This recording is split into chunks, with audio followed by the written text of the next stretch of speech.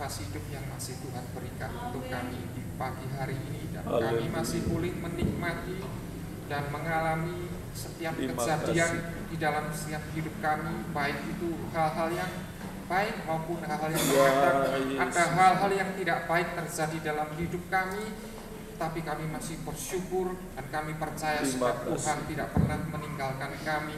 Sebab itu pagi hari ini Tuhan, di saat kami masih diberi kesempatan di pagi hari ini Tuhan, kami masih boleh melangkahkan kaki kami, terlebih membawa hati hidup kami untuk kami boleh beribadah kepada Tuhan.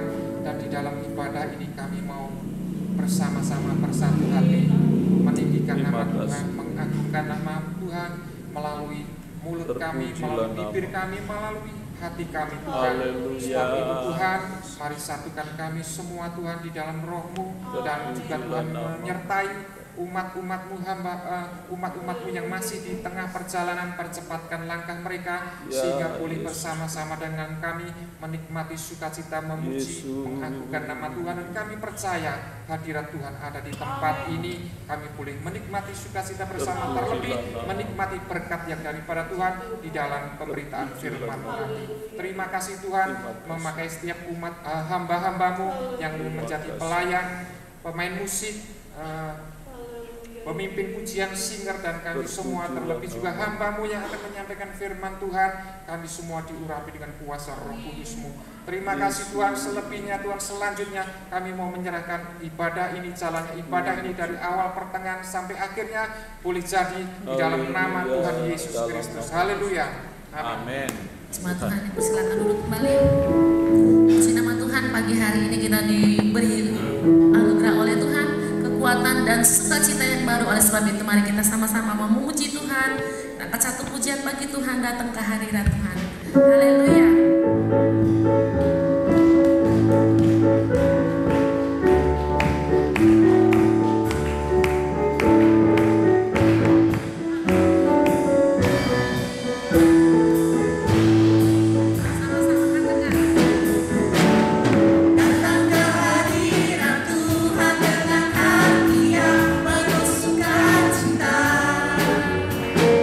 Datang ke hadirat Tuhan dengan senyum dan muka yang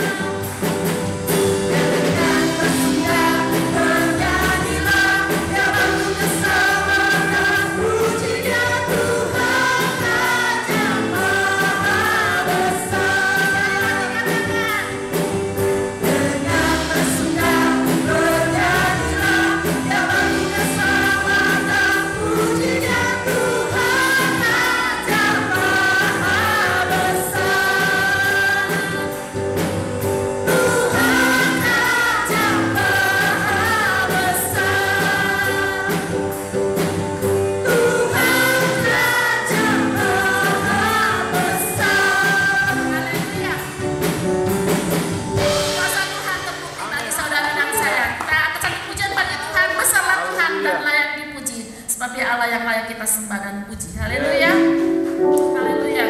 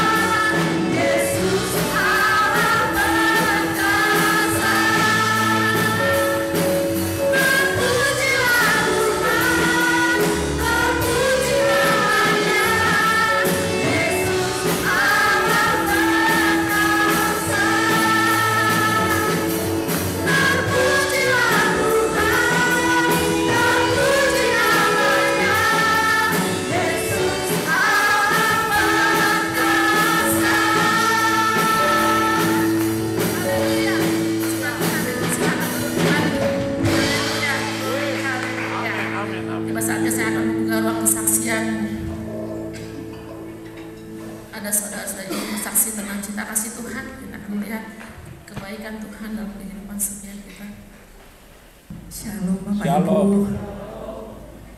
Saya yakin dan percaya ada sukacita di tempat ini. Amen. Haleluya. Puji nama Tuhan. Yang pertama saya mau ucapkan terima kasih banyak buat kasih setia Tuhan yang tidak pernah habis dalam kehidupan saya dengan Yeng. Sebagaimana kita ketahui bersama, Tuhan izinkan kami melewati yang namanya ombak tsunami, saudara. Kami pernah dapat tsunami pertama, ini tsunami kedua buat kami. Kalau saya boleh ilustrasikan, Tuhan ajak saya ke lautan lepas, kemudian ombak mengguling kita berdua. Tapi kebaikan Tuhan itu, Tuhan kasih selang oksigen. Jadi saya nggak sampai tenggelam di dalamnya. Tuhan kuatkan kaki saya sampai saya bisa muncul di permukaan dengan kekuatan yang dari Tuhan.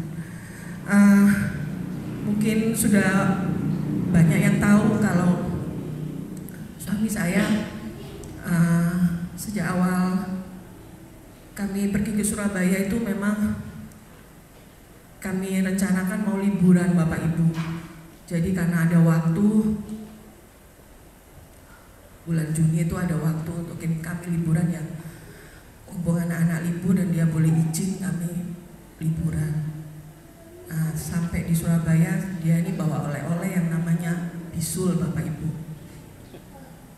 Nah, karena bisulnya itu pas saya lihat itu kok agak aneh ya, memang dalam hati saya kaget, tapi biasanya saya tuh kalau begitu tuh saya suka pencet-pencet gitu. Tapi itu hari waktu saya mau pencet itu tuh saya pikir ngapain ya saya pencet, kan saya sudah di Surabaya, saya bawa aja ke dokter.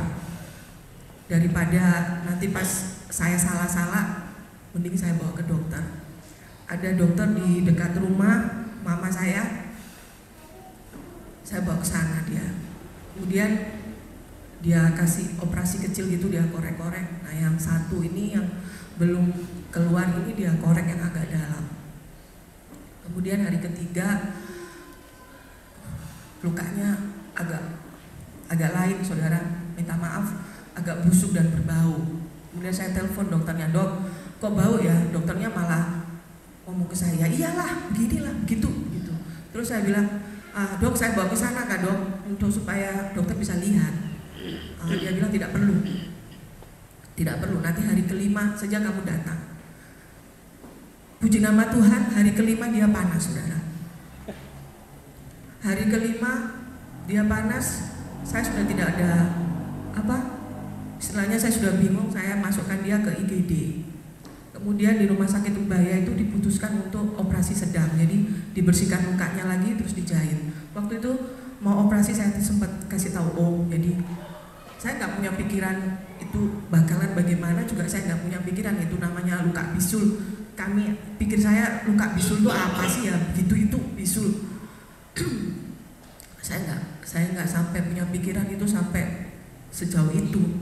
Akhirnya sudah operasi selesai 5 hari. Nah setelah keluar dari operasi itu dia mungkin kondisinya agak drop, agak udah lain saudara. Jadi dia mulai ngerasa pegel-pegel Sempat juga saya bawa ke dokter, dia bilang ke IGD juga, IGD bilang asam urat. Karena mungkin ya tidak tahu apa yang dia rasakan ini, mungkin nggak terlalu teliti begitu kan. Terus kemudian dia kalau agak capek sedikit dia sudah mulai hangat. Saya pikir mungkin itu karena faktor dia habis operasi saudara, jadi kondisinya tidak terlalu fit karena habis operasi itu. Saya nggak punya pikiran lain-lainnya. Kemudian setelah itu dia terakhir kami mau pulang ke sini, dia sempat panas dan langsung saya check up semua, leukositnya 13.000. Kemudian faal ginjalnya ada gangguan, tapi saya sudah konsultasi ke teman-teman, akhirnya saya bawa ke spesialis penyakit dalam internis di RKSM. Dan saya juga bukan paksa dia pulang, saya bilang kalau kamu belum sembuh, kamu silahkan di sini, saya pulang duluan. Nah waktu ke dokter itu dokternya bilang nggak apa-apa kalau bawa pulang, ini mungkin ada infeksi, tapi bisa lah diobati, dan obatnya juga bagus, istilahnya antibiotiknya juga yang paten karena internis kan sudah di penyakit dalam juga. Akhirnya saya bawa pulang ke sini dan itu kemudian panas lagi di jalan karena kami harus turun ND, jadi ND Ruteng lumayan 8 jam kami perjalanan sampai di rumah. Saya cuma taruh aja tas, barang-barang saya turunkan, kemudian saya ke dokter lagi. Dokter di sini suruh check up lagi, itu leukositnya dari 13.000 naik 29. Nah itu akhirnya besok paginya saya bawa ke rumah sakit. Singkat kata singkat cerita, 2 hari setelah itu ada baik-baik ya Om ya. Kemudian hari ketiga dia mulai rasa sesak nafas, sampailah dengan keputusan kita bawa ke Bajo. Sampai di Bajo, puji Tuhan dia masuk di Marombok, langsung masuk ICU 2 hari. Setelah itu tidak ada perubahan, bawa lagi ke Surabaya, dan semua perjalanan itu kan kemurahan anak Tuhan, saudara. Karena kondisinya dia kalau dibilang kritis sekali, karena nafasnya sudah pakai, kalau di Marombok udah pakai alat bantu nafas. Jadi tapi dia bisa bertahan. Nah, dalam halusinasinya dia itu, waktu dia mau berangkat ke Surabaya, dia teriak-teriak, saudara, Trit, dia bilang, Trit, biar Tuhan mau buat saya seperti Ayub, dia bilang gitu. Biar sudah, kalau Tuhan mau pakai saya seperti Ayub, ya. Dalam hati saya mau nangis di depannya, dia nggak bisa, saudara. Saya cuma sembunyikan muka saya, ya. Nanti kalau sampai rutek saya mau saksi, iya. Saya bilang gitu, saksi sudah. Saya bilang gitu. Dalam kondisi dia drop sekali waktu itu, dia teriak-teriak, semua dokter-dokter dibilang, Dok, habis gini saya dapat mujizat. Dokter tenang saja. Itu dia kata-katanya itu yang dia omong terus sampai di perjalanan pesawat pun dia teriak-teriak gitu. Tuhan mau pakai saya jadi Ayub, Tuhan mau kasih saya hadiah, kamu mau dikasih hadiah Tuhan, kamu yang lebih besar dari semuanya. Dia bilang begitu ke saya. Dan sepanjang dia drop itu, dia suruh saya nyanyi, Bapak Ibu. Mungkin dari jam 2 malam sampai jam 2 malamnya lagi tuh saya suruh nyanyi terus. Saya cerita, mungkin habis 6 album saya nyanyi. Dalam 6 album saya nyanyi, tidak boleh minum, saya minum sedikit, dia bilang, nyanyi terus, kalau kau tidak nyanyi, Tuhan panggil saya bilang, tidak boleh begitu, saya bilang gitu. Kalau kau ngomong begitu, saya tidak mau nyanyi. Dan mungkin dia ada rasa ketakutan, Bapak Ibu, dan dia nyaman ketika saya dengarkan dia lagu puji-pujian. Habis gitu, sampai saya pun kalau sudah namanya lelah, kemarin saya cerita, saya kan capek ya Bapak Ibu, udah nggak tidur, saya suruh nyanyi terus tanpa jeda. Habis itu saya bilang, namanya lirik itu kadang nggak hafal tuh, dengan sendirinya ini otak sudah blank, jadi nana gitu, nana apa sih, dia bilang gitu, nyanyi lagu yang benar, dia bilang gitu. Saya sampai bercanda, gimana lagu bahasa Inggris atau lagu apa lagu bahasa Jawa, saya bilang gitu, nyanyi yang gampang-gampang aja, yang penting untuk Tuhan. Dia sempatnya dia bilang begitu dengan saya. Dan dia paling suka kalau setiap pujian itu ada kata-kata. Saya bilang, ngomong lagi, dia bilang gitu, terus, dia bilang gitu. Kayaknya dia suka, mungkin itu yang menenangkan jiwanya sampai dia bisa melewati masa kritisnya itu. Satu hal yang saya mau bagikan Bapak Ibu, Tuhan memang sengaja luaskan itu untuk kami. Tapi satu kunci yang saya pegang betul dan saya review lagi, apapun yang terjadi dalam hidup kita, sekalipun itu nggak enak, sakitnya minta ampun. Kalau mau tahu definisi kebaikan Tuhan adalah itu, bagaimana namanya bertahan dalam lembah kekelaman dan kita melekat pada Tuhan dan kita nggak jauh dari Tuhan, itu namanya kebaikan Tuhan. Dan kita bisa bertahan, itu namanya kebaikan Tuhan. Dan mujizat itu saya percaya, saya yakini sampai hari ini masih Tuhan kerjakan buat dia. Mujizat itu nggak instan, nggak langsung habis berdoa amin. Mungkin ada yang seperti itu, tapi saya yakini dan percaya untuk ada prosesnya. Proses demi proses harus kita lewati. Seperti bentuk secara rohani dia, bentuk rohani saya juga, secara kedewasaan rohani saya dibentuk. Jadi saya puji Tuhan, saya bisa ngelewatin itu dan mengucap syukur. Sekalipun nggak enak, saudara, sekalipun kalau mungkin sakit, kemudian harus sembuh dengan semangat. Kalau saya harus mempersiapkan mental saya, harus menebalkan saya punya iman. Karena saya pikir kalau saya yang lemah, iman saya lemah, saya tidak bisa kuatkan dia. Kalau saya jatuh, dia tidak bisa saya angkat. Karena Tuhan, ibaratnya, saya baru sadar, saudara ya, minta maaf, saya baru sadar suami istri itu saling menopang. Jadi satu lemah, satu yang dikuatkan. Dan itu saya percaya yang itu jadi bahan pengertian baru yang saya bersyukur Tuhan kasih saya. Setiap kali saya berdoa, Tuhan ada kasih pengertian baru, mengucap syukur. Terima kasih, bilang terima kasih sama Tuhan, bilang terus. Tuhan ini gak enak, saya ini saya ini gak tahu harus berbuat apa, tapi mengucap syukur. Dan saya biasakan, saya bilang sama dia, apapun yang terjadi, saya mengucap syukur. Dan saya mau bagi sedikit Bapak Ibu, ada pujian yang saya sering nyanyikan ke telinganya dia waktu di Marombong itu, yang dia lagi dalam keadaan kritis itu. Saya suka nyanyi sekalipun. Dan saya tutup dengan pujian kesaksian saya mau ajak teman-teman KMDM sekalian. Sekalipun, mari Bapak Ibu anggota KMDM menemani saya untuk kita naikkan lagu pujian bersama.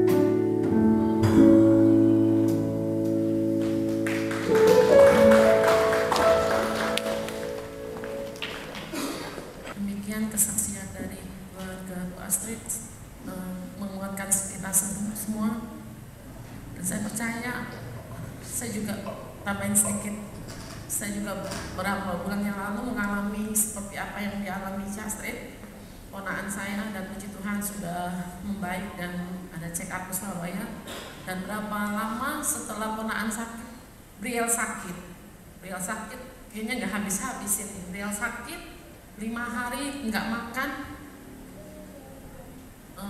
dan kami larikan ke Labuan Bajo. Dokter di sini bilang coba rawat inap saja, bawa ke UGD, kita rawat inap saja. Puji Tuhan, suami bilang kita turun Bajo aja, bawa beliau untuk rawat inap di Siloam saja. Dan sampai di Siloam, beliau demam jam 5. Mau bawa ke UGD, Tuhan bilang, perawat bilang ini udah dikasih obat, ngapain kesini lagi, tunggu dia demam lagi baru kesini lagi. Ya setelah itu kita tunggu sampai jam 12 malam, dia nggak demam lagi.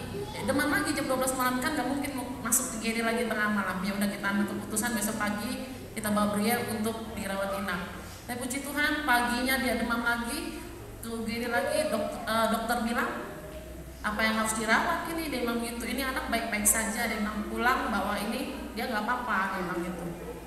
Nggak apa-apa, udah nggak makan 5 hari kan kami tuh nggak makan.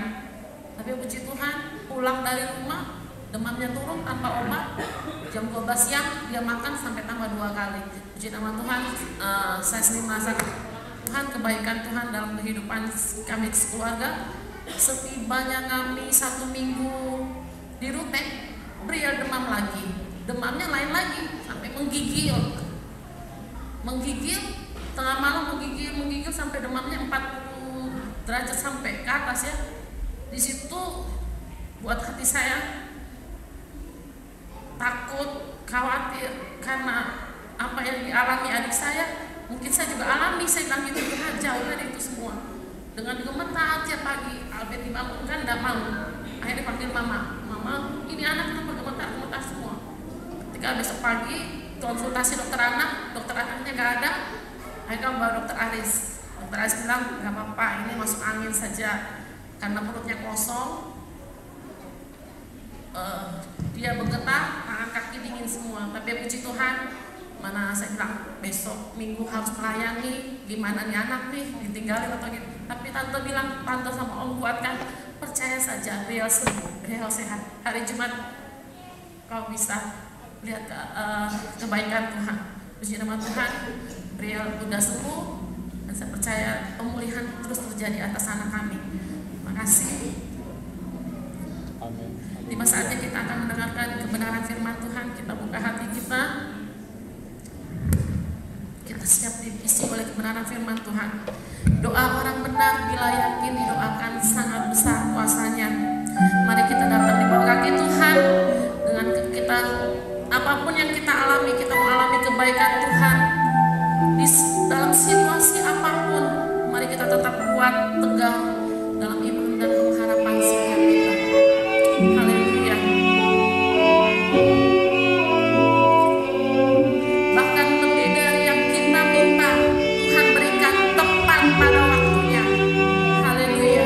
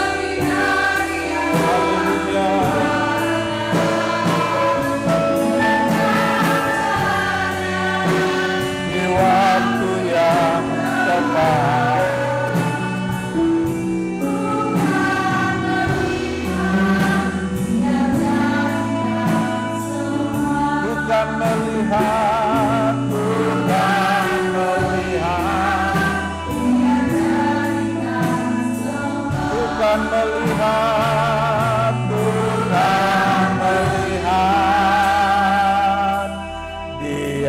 Haleluya.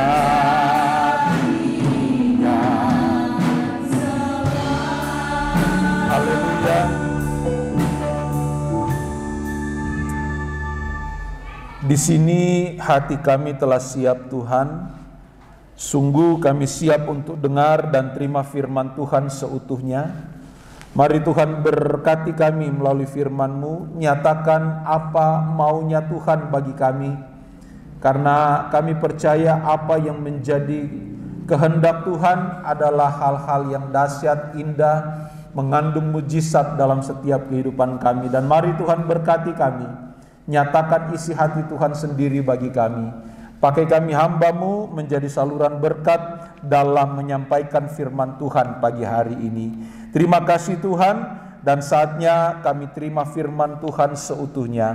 Dalam nama Yesus kami berdoa. Haleluya. Amin. Puji Tuhan. Setelah seminggu kita boleh sama-sama menjalani kehidupan kita di berbagai aktivitas kita, profesi kita, pekerjaan kita, dan seminggu sudah kita lewati. Kalau kita boleh ada kembali di rumah Tuhan hari ini dalam keadaan sehat, bugar, itu semua karena kemurahan Tuhan. Dan saya percaya bahwa bukan kebetulan saudara ada saat ini di tengah-tengah ibadah di tempat ini, karena Tuhan punya hal yang dahsyat buat kita semua. Tuhan sudah siapkan suatu hal yang luar biasa melalui firman Tuhan. Dan mari Bapak Ibu, saya mengajak kita yang ada untuk benar-benar mempersiapkan hati dan hidup kita. 30 menit, 40 menit ke depan kita mendengarkan firman Tuhan. Dan saya coba untuk menyampaikan suatu hal yang saya sudah persiapkan, satu tema, yaitu patut mencurigai diri sendiri. Dan saya percaya bahwa yang dari Tuhan adalah yang baik buat kita semua. Katakan amin. Puji Tuhan.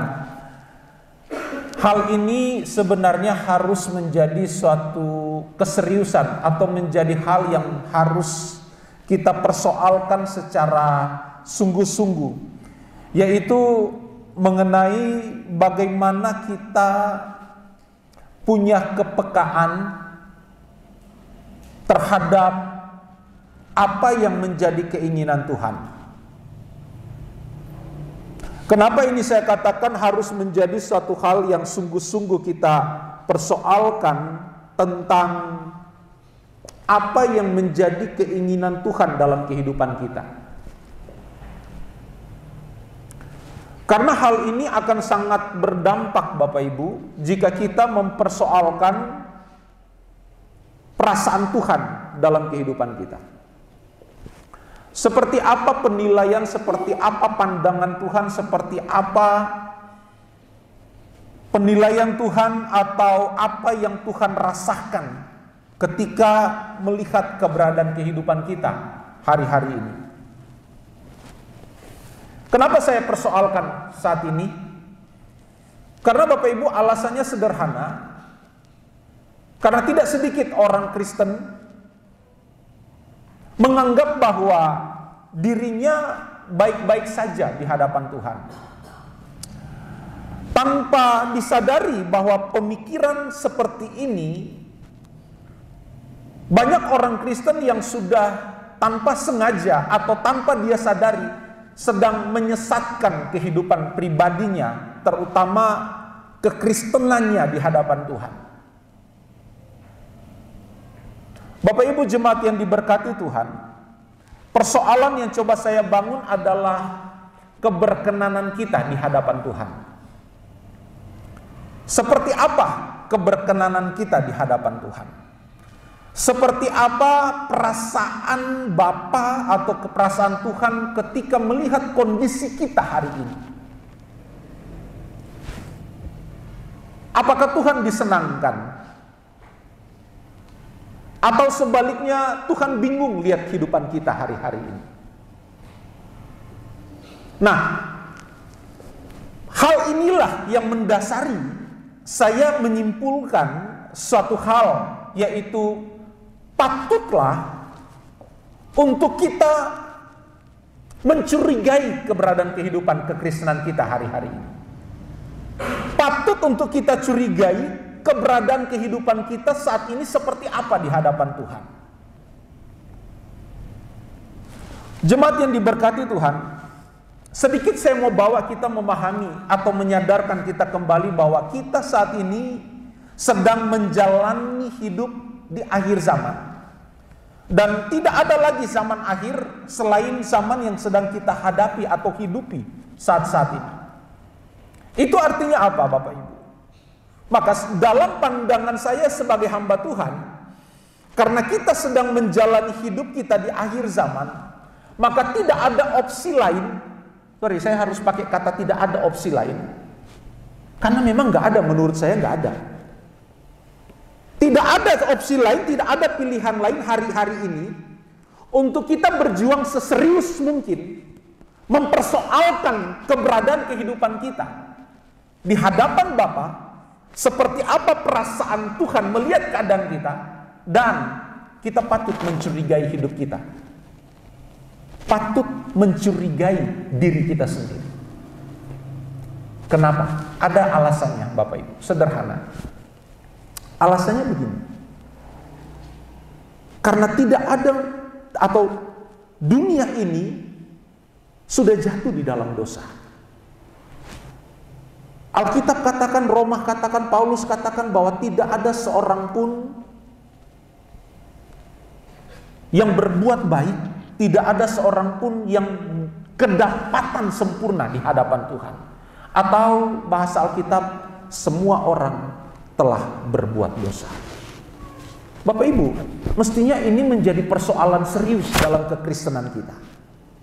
Siapapun kita hari ini, termasuk pribadi saya. Termasuk pribadi saya dalam menjalani kehidupan sebagai hamba Tuhan, hidup di tengah-tengah dunia atau pemerintahan dunia yang sudah jatuh di dalam dosa.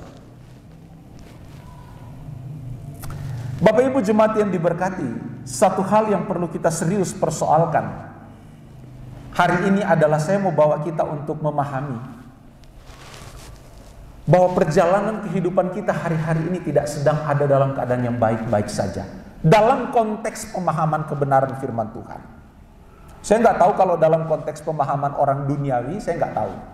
Mungkin bagi kebanyakan orang hari ini lagi baik-baik saja. Tidak ada masalah yang perlu, atau tidak ada masalah yang terlalu serius untuk dipersoalkan. Tetapi dalam pandangan saya sebagai hamba Tuhan, sebagai gembala, sebagai orang Kristen atau anak Tuhan yang hidup di dalam zaman akhir, di mana keadaan ke depan akan semakin begitu jahat yang akan kita hadapi. Jemaat yang diberkati Tuhan hari ini, kita harus berani, kita harus punya sikap serius untuk selalu mencurigai kehidupan kita. Dalam hal apa? Saya coba untuk bawa saudara memahami hal yang pertama. Yang perlu kita curigai terkait dengan bagaimana perasaan Tuhan melihat kita. Yang perlu kita curigai dalam konteks ini terkait dengan kehidupan kekristenan kita adalah iman saudara dan saya. Seberapa banyak kita persoalkan ini? Seberapa banyak ketika kita duduk santai di rumah atau sedang dalam segala aktivitas, kita mencurigai diri kita sendiri. Jangan-jangan iman saya tidak lagi seperti ketika cinta mula-mula saya di dalam Tuhan. Karena iman itu tidak berjalan datar Bapak Ibu. Iman itu bisa naik turun kondisinya. Iman itu bisa menyesuaikan, iman itu bisa naik turun sesuai dengan apa yang sedang kita hadapi. Dan saya diberkati dengan kata-kata dari ibu yang bersaksi tadi. Siapa ibu yang bersaksi tadi? Ya, Tante Astrid. Saya mengutip suatu perkataan dan saya cepat-cepat catat jangan sampai saya lupa. Saya diberkati dengan definisi kebaikan Tuhan. Ya. Menurut saudara definisi kebaikan dari Tuhan itu apa sih? Ya tentu saudara akan mengemukakan jawaban itu sesuai dengan apa yang saudara paham. Tapi ketika saya mendengar perkataan dari Tante Astrid tadi tentang definisi kebaikan Tuhan, saya langsung mengingat beberapa ayat di dalam khotbah yang disampaikan Yesus di bukit. Saya temukan definisi kebaikan Tuhan seperti yang disaksikan oleh ibu yang bersaksi tadi, bahwa definisi kebaikan Tuhan itu ada di dalam pencobaan dan persoalan yang Tuhan luaskan. Setuju nggak?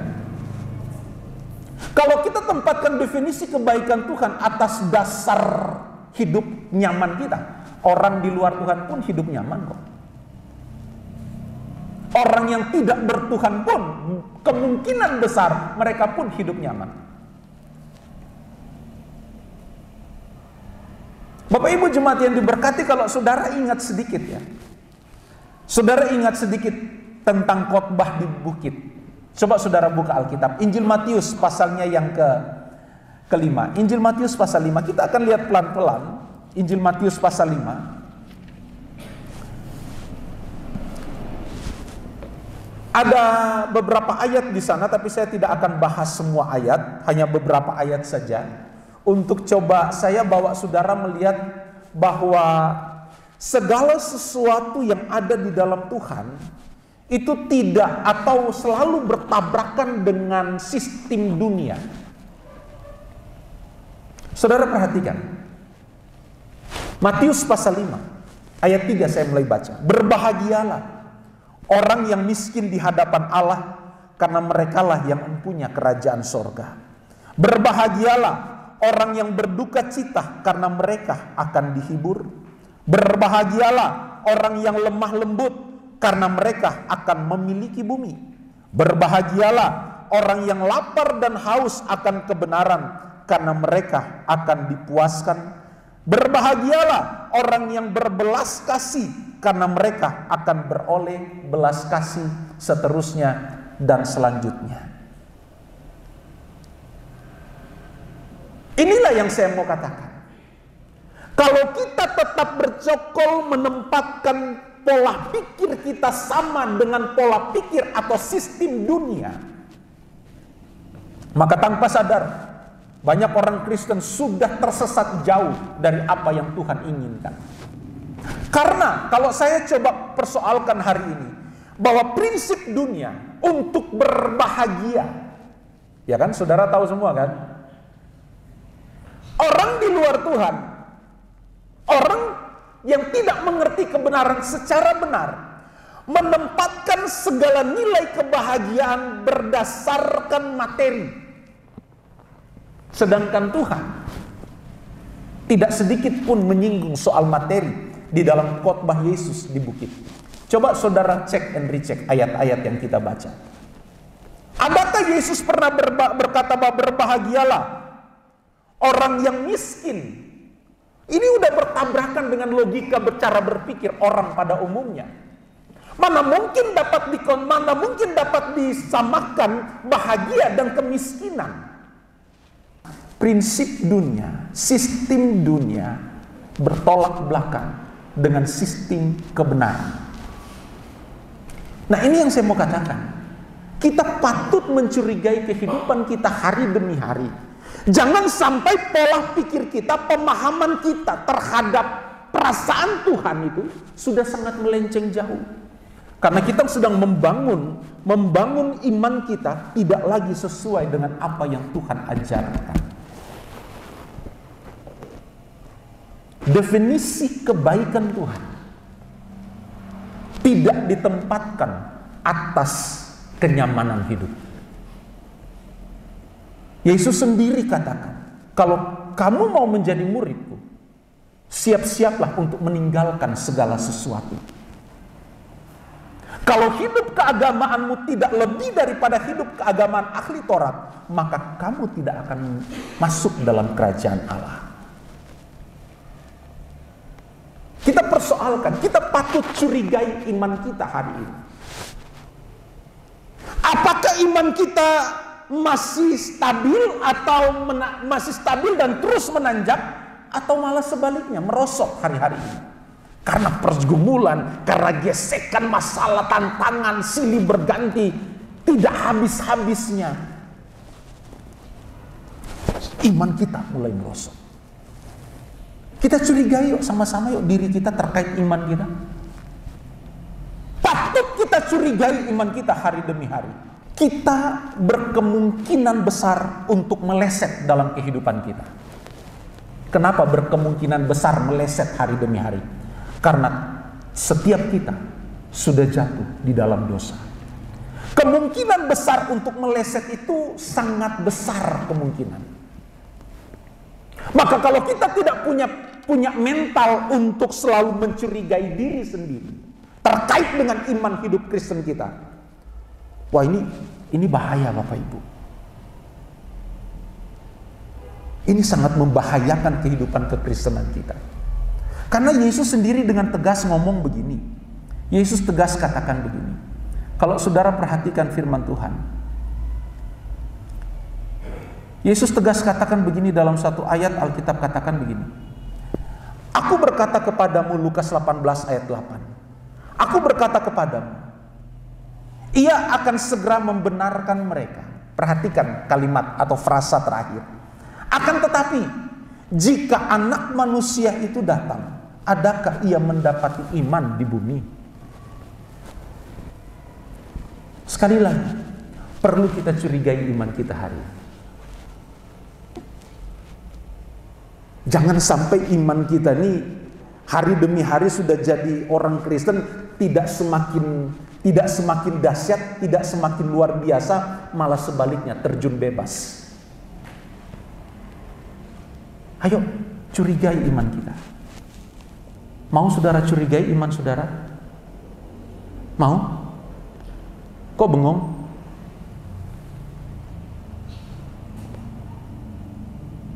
Hari demi hari ini harus menjadi hal yang serius. Mempersoalkan perasaan Tuhan terhadap kita seperti apa. Maka perlulah kita mencurigai hidup kita. Karena sekali lagi urusan keselamatan adalah urusan pribadi lepas pribadi. Keselamatan istri tidak bergantung pada suami, demikian suami, keselamatan suami tidak bergantung kepada istri. Keselamatan jemaat tidak bergantung kepada saya. Demikian keselamatan saya tidak bergantung kepada siapa-siapa. Tapi bergantung bagaimana kita mempersoalkan iman kita dari hari ke hari. Dan ingat, iman itu timbul dari pendengaran akan firman. Iman tidak timbul dari kenyamanan hidup, Bapak Ibu. Iman kita tidak bertumbuh, atau iman kita tidak bertumbuh di dalam ketika kita segala sesuatu itu ada. Tidak ada. Alkitab nggak pernah menarasikan seperti itu. Tapi iman akan timbul ketika kita sesering mungkin senang untuk mendengarkan firman Tuhan. Dan ingat, ketika kita jadi orang percaya, iman yang Tuhan berikan dalam kehidupan kita tidak dalam bentuk iman yang mampu memindahkan gunung, no, tapi benih. Iman yang Tuhan tempatkan dalam hidup kita pada mulanya benih, tidak langsung ujuk-ujuk iman yang dapat memindahkan gunung.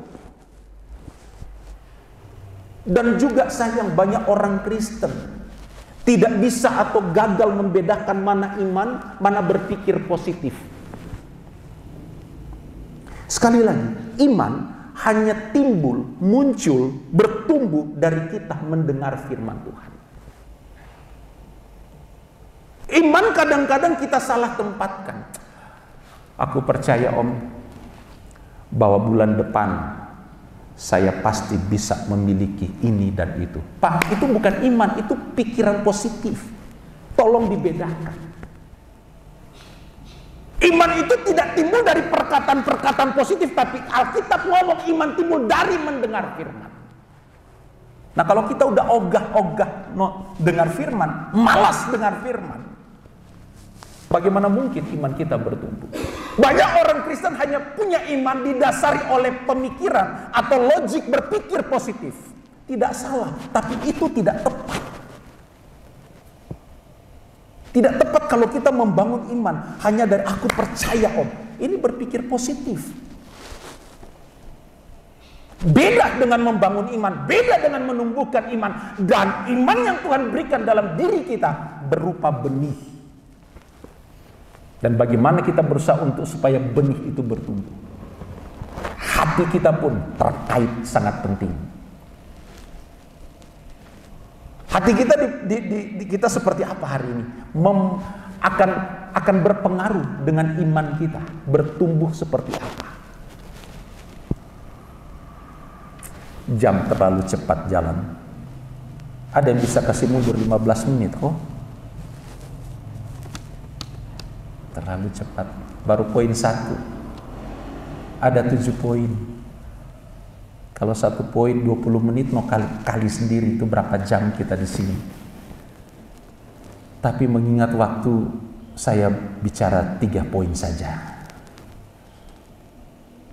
Jadi yang perlu kita curigai iman kita. Ayo. Karena dengan mencurigai keadaan iman kita hari ini akan membangun semangat kita di dalam mengiring Tuhan. Yang kedua, apa yang perlu kita curigai? Yang kedua, relasi kita. Dengan siapa? Dengan siapa? Dengan siapa? Udahlah Tuhan, jangan dulu tante. Relasi kita dengan suami istri dulu deh. Relasi kita dengan pasangan hidup perlu kita curigai. Dulu waktu kenal pertama, pandangan pertama, seperti apapun tantangan, itu bukan soal. Yang penting aku jumpa kekasih hatiku. Itu dulu. Bagaimana setelah 15 tahun berumah tangga? Bagaimana setelah 20 tahun berumah tangga? Bagaimana setelah puluhan tahun, belasan tahun kita membangun rumah tangga? Perlu kita curigai. Patut kita curigai. Kasih kita, sayang kita kepada pasangan hidup kita. Setuju nggak dengan poin ini? Yang setuju coba angkat tangan. Hai, sedikit. Darah Tuhan. Perlu loh Bapak. Kenapa perlu? Karena kalau coba saudara lihat kebenaran firman Tuhan. Efesus pasal 5 ayat 25. Kita baca sama-sama. Yang sudah rumah tangga baca kuat. Efesus 5 ayat 25, kita baca sama-sama. 2, 3. Hai suami, kasihilah istrimu sebagaimana Kristus telah mengasihi jemaat dan telah menyerahkan diri. Saya cukup sampai di suami. Masalah istri nanti kemudian. Ada suami-suami di sini yang hari ini coba untuk mencurigai sayangnya, cintanya, kasihnya kepada pasangan hidup. Ada yang masih 100% beri sorak-sorai. Masa kita kalah sama Om Julius? Masa kita kalah sama beliau? Anu Pak Pendeta, dulu kalau saya sentuh istri saya kok langsung kesentuh, tegangan tinggi. Sekarang tak pegang, tak jamah dari ujung ke tengah ke bawah, kok adem gitu ya Pak Pendeta. Ada loh yang gitu. Curigai. Jangan cuma pinter curiga pasangan hidup. Oh, saya curiga kok dia punya HP, kok dia pegang terus ya? Kenapa ya? Itu curiga yang tidak pada tempatnya.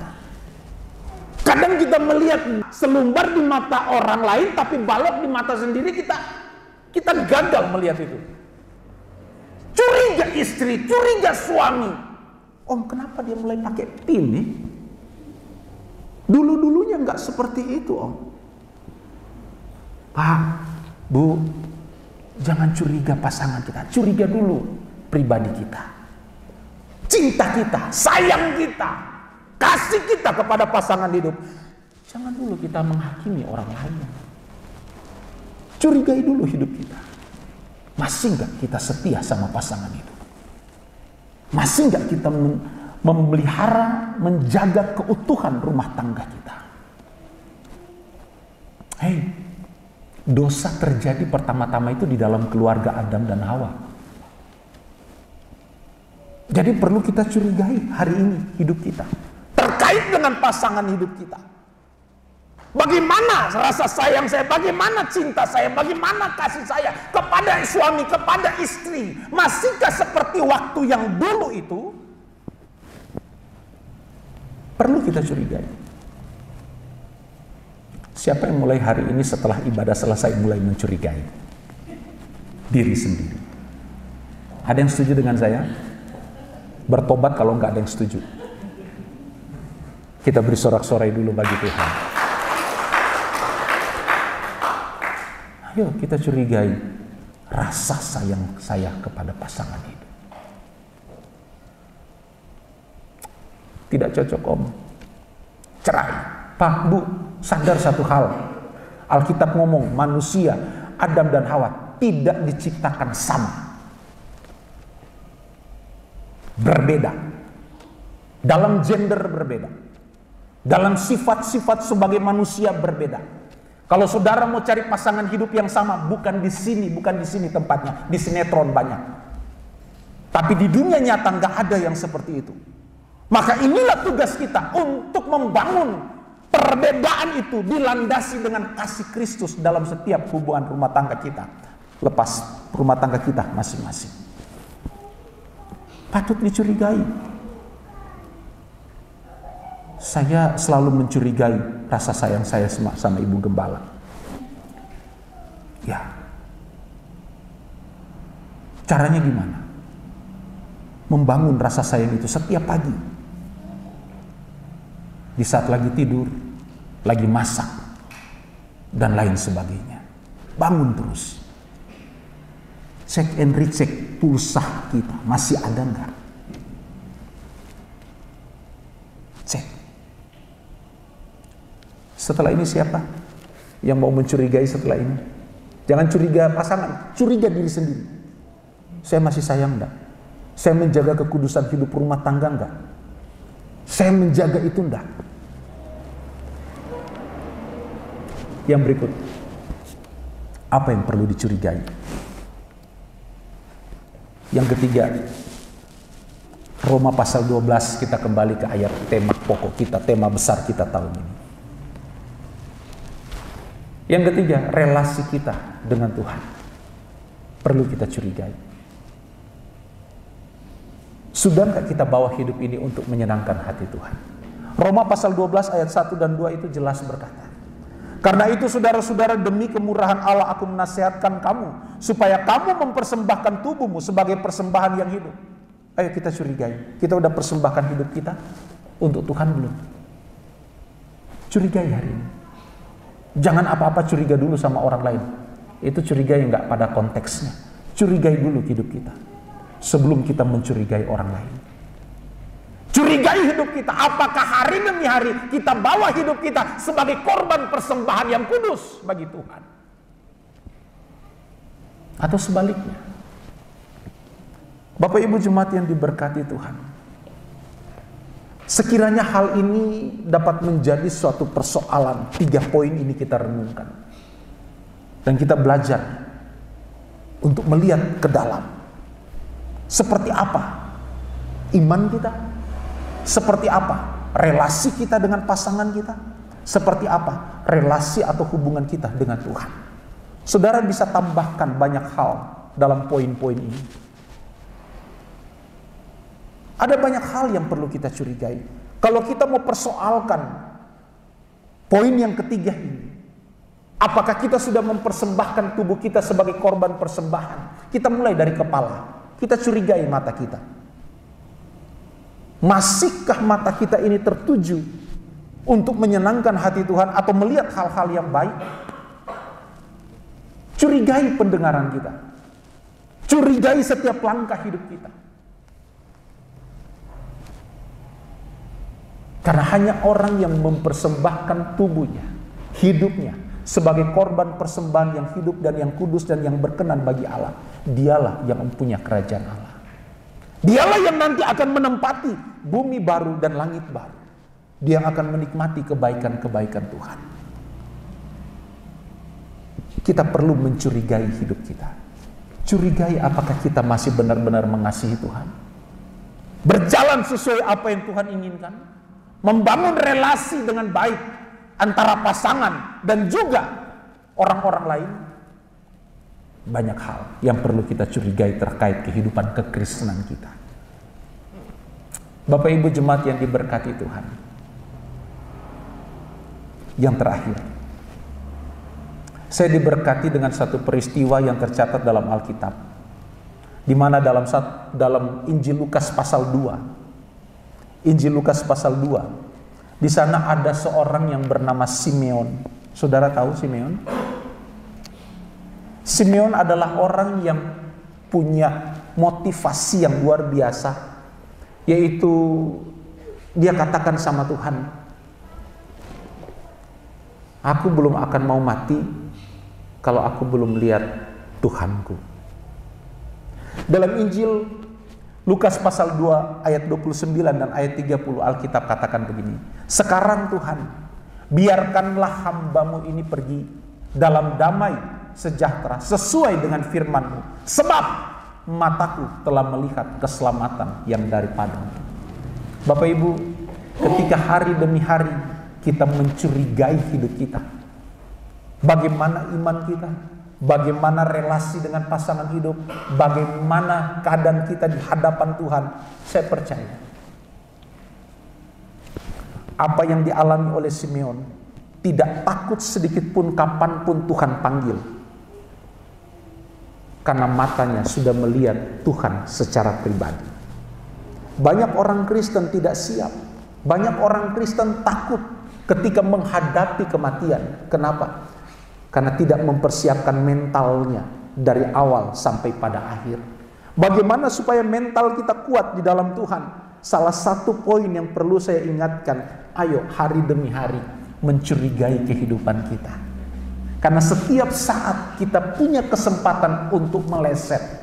Tapi kalau kita punya semangat untuk selalu mencurigai hidup kita, iman kita, dan lain sebagainya, maka saya mau katakan akan terbangun dalam hidup kita suatu kekuatan dari Allah, yaitu apapun yang terjadi, aku tidak getar sebab aku sudah melihat keselamatan dari Tuhan.